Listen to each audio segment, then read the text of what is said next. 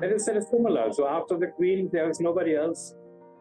Yeah. So you can have 5 stars in your life. I don't care about having 5 stars or 10 stars. You have none who is above the Queen. Yeah. Stefan, it's so wonderful to talk to you. You are in your lovely kitchen now, and can you tell me where this is? It's we are now in Wembley Stadium, so you see everyone is working except me. I'm Yes. with you. Yeah. So and we have here several departments of kitchen, from the cold section to hot section to pastry to whatever. Wembley is about 90,000 people fitting in, and on a good day we are like with 6 to 7 chefs here. On a best day, when we have like stadium full, we are around about 800 to 1,000 people. Wow. So it's a good amount of chefs what we have. Yeah, and what is the occasion today? Why are you all there? Oh, we are every day here. We have Wembley is a working stadium, 24 hours. We have a lot of guests. We have in the house. We have customers coming.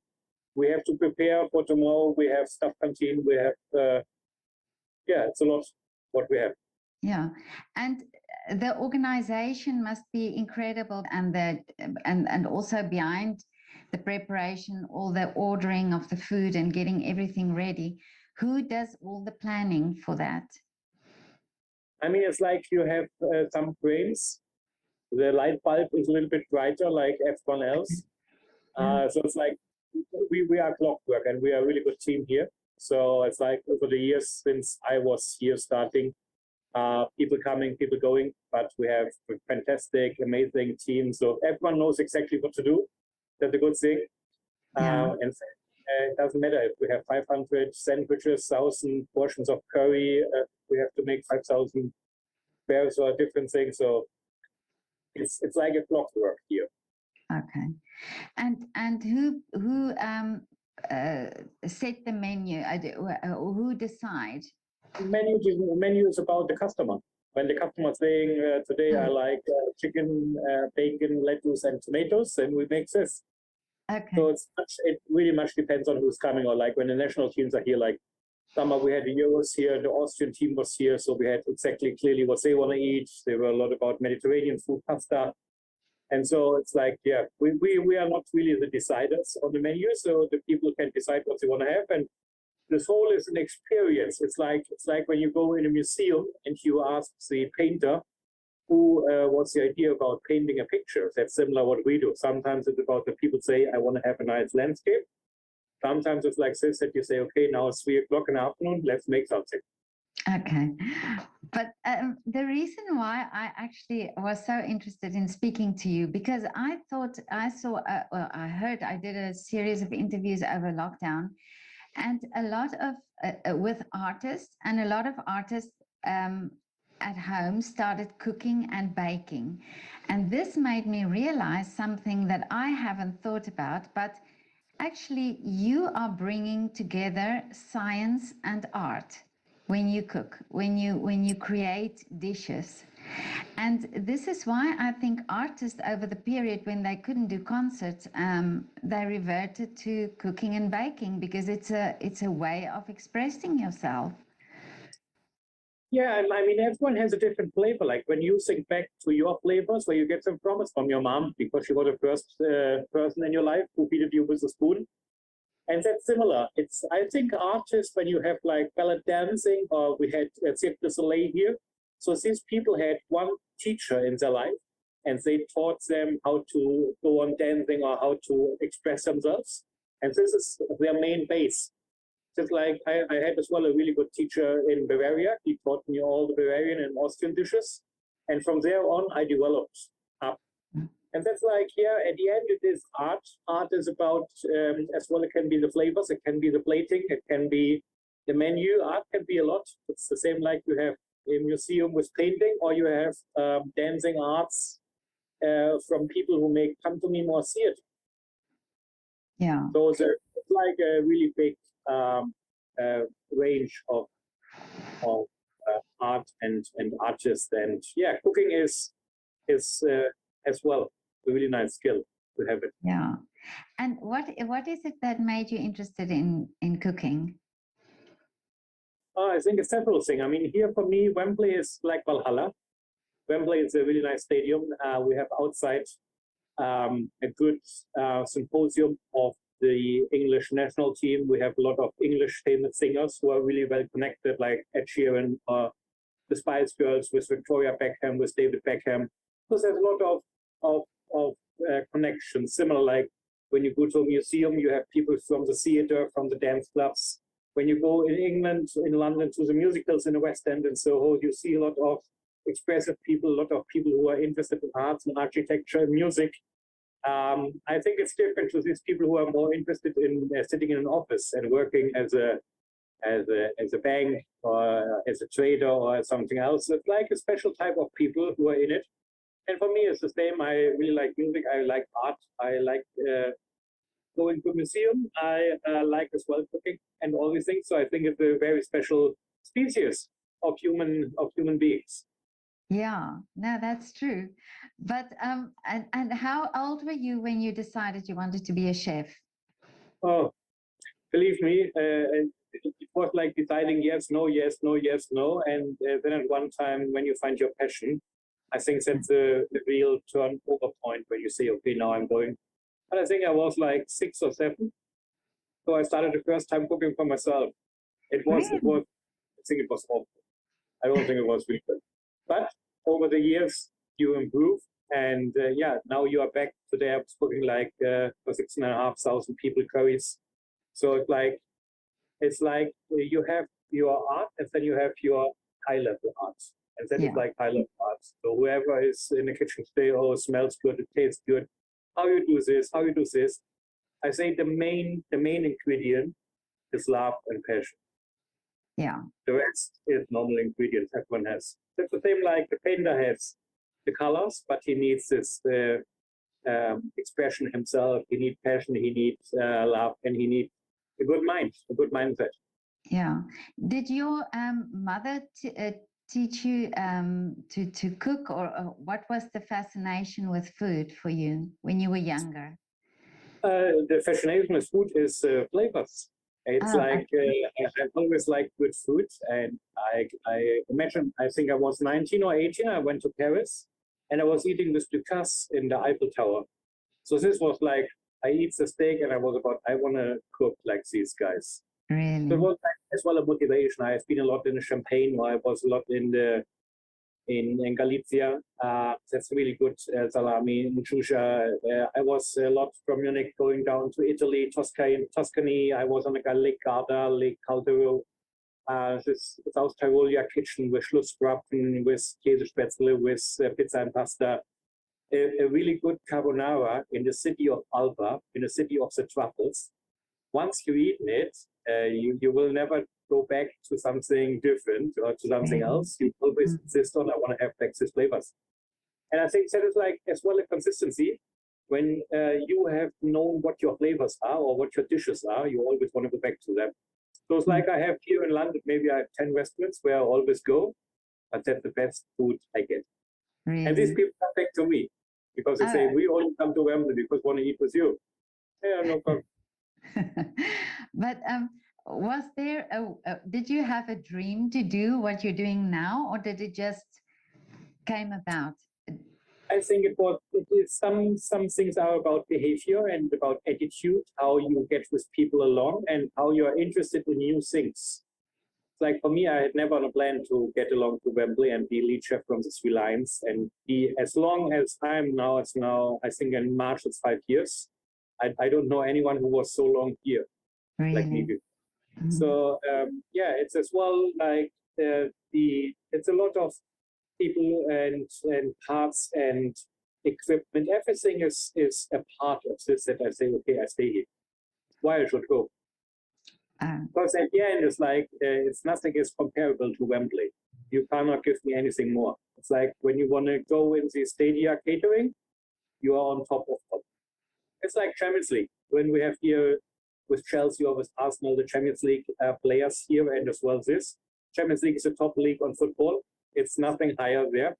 I mean, you can be world champion, but you never won the Champions League.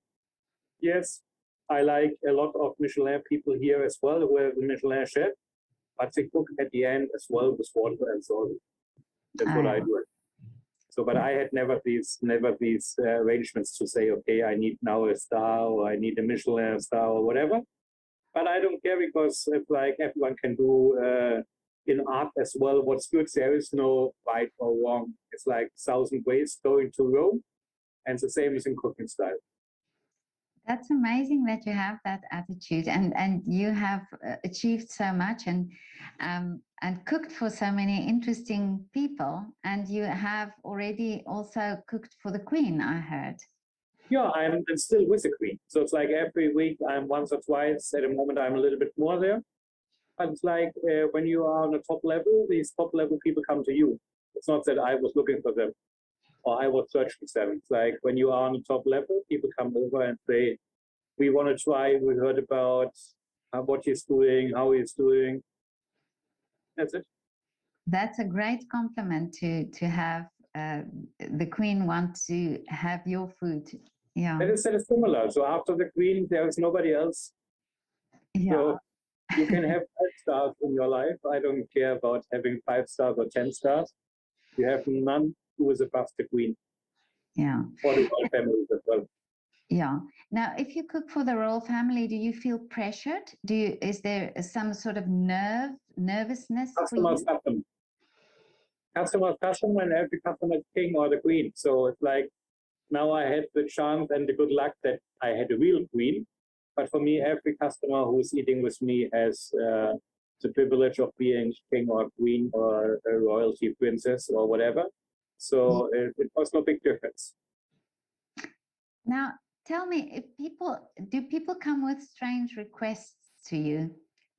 Yeah, a lot. But either I say yes or I say no. So it's like there are some things I will do, but there's a lot of things I will not do. So people can say, can you put please garlic out of the carbonaras? And I say, okay, go eat somewhere else because I put garlic in, has to be in. Or like, can you make me a cream sauce with pasta? I say, no, I will not do it because I cook my style. If you're not happy with this, it's like when you have a painting or when you are an artist. If you're not happy with theater, go to musical. Maybe musical is much better. If you're not happy with musical, you go to pantomime or go to National Gallery or whatever. So it's your choice. So you can have worse requirements. I try to fix everything, but there's as well a level where I say no. Yeah. Have you always had this strong confidence, to say for sure. you have? For sure. I mean, I was doing now 15 years Oktoberfest in Munich. So I had like on 18 days once in a year the tent full with 50 to 60,000 people. And when you see that and cook for them, what is the problem in the world? There's no problem in the world because if you can solve this problem, everything is possible. Yeah. What is your feeling about traditional food? So, say for instance, a Wiener Schnitzel. Is there the traditional way of making it? Would you alter recipes, and do you think it's very important that we stick to these traditional recipes, how it was made or how it was supposed to be made?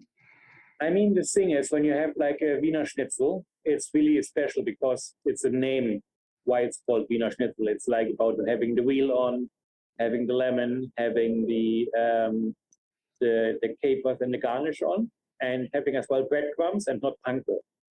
A lot of things how to do it as well. You have to flatten it, you have to put it in a flour, you have to put it in eggs, and you have to put it in a breaded. You should not cook it in oil, you should cook it in a butter oil mix. So there's a lot of things. And for me, it's always like when I see people and they write a recipe and write Wiener Schnitzel from Turkey, I say, why you do this?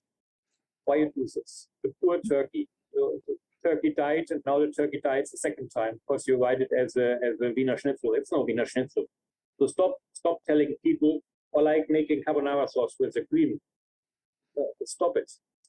Write pasta with cream sauce. Yes, you can do, and with some bacon, but don't mix the names because you want to tell people that you know how to make a carbonara. You don't know. The mystery of carbonara is the egg yolks and the parmesan and a little bit of the pasta water.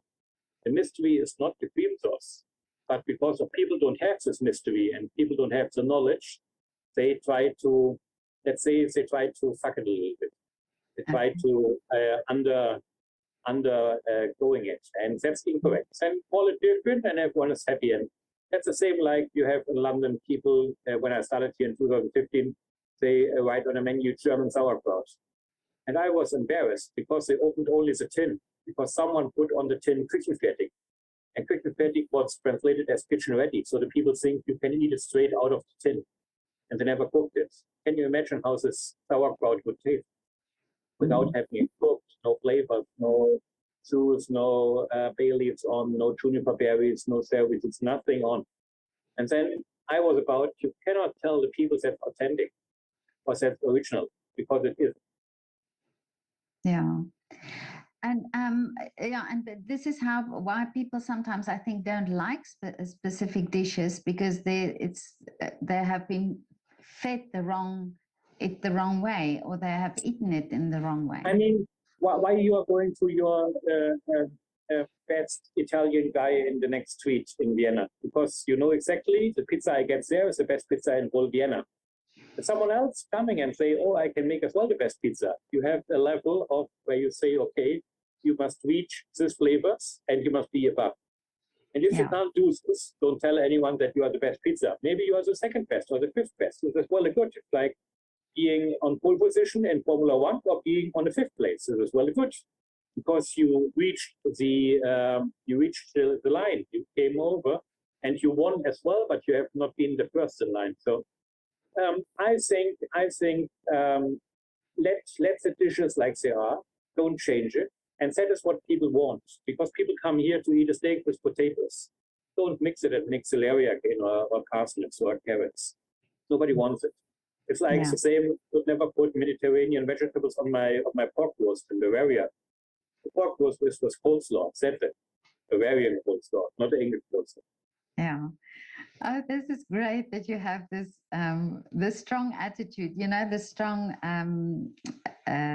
principles about the cooking and about the food. I had one nice story. I had a waiter on Oktoberfest, and she was really busy coming in and say, "Oh, I have vegan people outside. What we can serve them?" And I was about to tell them, "Go in another tent," because I don't speak vegan. We are on Oktoberfest. We have beer, we have pork roast. We are famous for these foods. And I'm not famous for serving vegan and vegetarian things. You can have Käsespätzle, Kaiserschmarrn, no problem. But I don't cook for you vegetables. Because then you are here on the wrong place. Here is about the whole and good food and having a good time. It's not about being a vegan and thinking about the poor horses outside with the beer tanks on the trolleys. It's not about this. What you think about. And then she come back and say, yes, the people left. And I say, yeah, I wouldn't serve them. Sorry. Yeah. Well, this is any food like this on Oktoberfest. Yeah. Well, it's great that I love your attitude. I think it's great that you have this strong, these strong principles about the food and about this traditional, what goes with the food, you know, the traditions. But now, tell me, what's your favorite food? My favorite food, Fleischstandard mit Kartoffelsalat. So it's like a meatball with some potato salad, but it's done in my style or no style. So I'm the only one who can cook it for me. For myself. That's one of the reasons why I don't go out on so many places, why I most stay at home and cook myself. Everything, I go only out for eating what I can't cook myself. That's why I go out. So and the rest, everywhere where I go, or you read a menu on an Italian restaurant and you see, oh, today a special offer, spaghetti bolognese and lasagna and melanzane vegetables, and then you know something had to go. So it's like a really boring menu. If I have an Italian restaurant, I would never write lasagna and spaghetti bolognese on, because then you know, okay, the minced beef, today is Monday, had to go off, so he had to cook something. But Italy, the whole country is about food. It's like France, it's about food. You cannot put on specialty of the day and then spaghetti bolognese. Because that's like when you write in Germany, a special of the day schnitzel. Schnitzel is one of the main dishes what you have German cuisine or currywurst. It's not special. Special is when you make something special. And so you're like, okay, today we have chicken noodle, or today we have yam noodle or fresh plum dumplings. That's the special of today. But everything else, don't do this and let it. Well, this is so interesting that you like Italian food.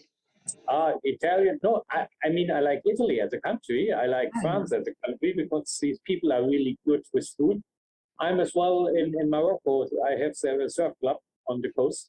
I'm really well as well there because these people, they have less to eat, but they're always happy with what they have. And there's no food waste. I never saw any food waste there because the people eat from the goat, everything from nose to tail. And what was 50 years ago in Europe, everywhere was the same. The people were cooking out of a pig everything from skin to the tail. Today, people are like, oh, I want to have only the fillet. No, you can't have only the fillet because this pork, this pig was dying for you, that you can eat it. So you should have the respect to eat everything or to use everything. And when you go to the Chinese kitchen or to the Asian kitchen as well, they use everything for sauce, for soups, for gravies, for dressings, for marination, everything. They would never put anything in the waste. Only the Western countries here are this that they say, okay, or I want to only have the fillet, or I want to have the sirloin, or I only want to have the pork loin, and that's it. And the rest of the pork I don't want to have. It's not good. I know my grandmother was cooking pork feet always, and it was a lovely dish. Yeah, well, I come from South Africa, and there we also they cook even chicken, the chicken feet. The chicken feet, or you have fry as well as a national food. So fry, you would put everything in this food. Why you should waste anything? There's no reason. And then you come back here to Vienna and you see every restaurant how big it's a waste bin outside with the food, and I think about you paid for all this food. Or you put it in, all the vegetables were gone off, or the food was sliced and not good anymore. I understand this. Yeah, no, that's true. And we don't need the climate conference. People are not able to eat a gherkin, what's not straight, what's a little bit like some spoils it. Whatever. Gherkin is gherkin, doesn't matter. Yeah, no, that's true. Yeah. Now tell me, is there? Can you tell us? Can you tell me what is the favorite dish that you've cooked for the Queen? Oh, there are a lot of dishes. But Really? believe me, it's more eating with me as I'm eating with her. So sometimes when I'm cooking, it's come over and say, oh, what is it? Can I try? Yes, no problem. Really? Oh, that's There's so lovely. There's no really a favorite dish. It's more like we are one family, we're eating all together. That's so wonderful. This is so, they are so, she is actually such a lovely person, and so Easy. really. And 96 years in April, yeah? So we talk always about that you have someone who's like 4 years away from being 100. Yeah. And will you be cooking next year at the celebration? Everything. It's blocked this day. 1st to the 6th of June, everything is blocked. Oh, really? Okay. Oh, this must be so exciting for you. It's such an honor. Yeah. I think this is so lovely that you can do that. Tell me now, what do you do, Stefan, in your free time? Do you have hobbies? I don't need free time because I'm still every day doing what I love. So my free time is my work time. Oh, okay. People don't understand it, but it is like it is. Yeah. So I'm still in these times with beginning of the Christmas parties. I'm everywhere in London City. Yesterday evening, Tate Modern tonight. I'm in National Gallery, Kensington Palace. We are this week. We are a lot in Windsor outside. So till 2 o'clock, 3 o'clock, I'm mostly here. That is why I have to finish you now in 2 minutes. Okay. Because I have the next picture standing on. And then I go to the next place and we help there as well. Okay. But it was so lovely to talk to you, and thank you so much for your time. I have to say thank you. No problem. Yeah. Thank you so much, Stefan. Yeah. It was so lovely. Okay. See you. Bye-bye. Bye.